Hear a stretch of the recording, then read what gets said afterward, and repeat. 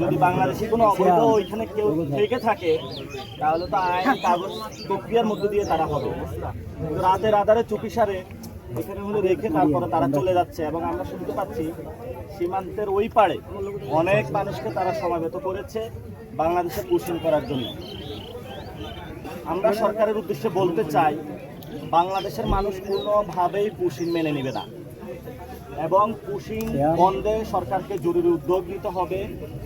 সরকার যদি কঠোর হস্তে সীমান্ত হত্যা থেকে শুরু করে সীমান্তে মাদক চোরাচালান সন্ত্রাসী কার্যক্রম ভারতীয় বাহিনী করে থাকে এটা বন্ধ করতে উদ্যোগ নিত পূর্ব থেকেই, তাহলে আজকে ভারত এই ধরনের সাহস পেত না। এবং গতকালকে স্বরাষ্ট্রমন্ত্রী যে বক্তব্য দিয়েছেন সালাউদ্দিন সাহেব, এটি একটি বাংলাদেশি মানুষদেরকে হত্যাকাণ্ডের মধ্যে দিয়ে নিয়ে যাওয়ার একটি বক্তব্য দিয়েছেন এবং বাংলাদেশের সীমান্তবাসী যারা রয়েছে তাদেরকে কিন্তু অনিরাপদ করে দিয়েছে। এই জন্য ওনার এই বক্তব্যটা প্রত্যাহার করতে হবে এবং সাথে সাথে বাংলাদেশের কোনোভাবে যাতে পুশিং ভারত করতে না পারে সেই বিষয়ে সরকার পদক্ষেপ নিতে হবে। আমরা এখানে যে এসেছি ভারত থেকে বাংলাদেশে কয়েকটি পরিবারকে তারা পাঠিয়ে দিয়েছিল এবং তারা মানবেতর জীবন যাপন করছিল এখানে।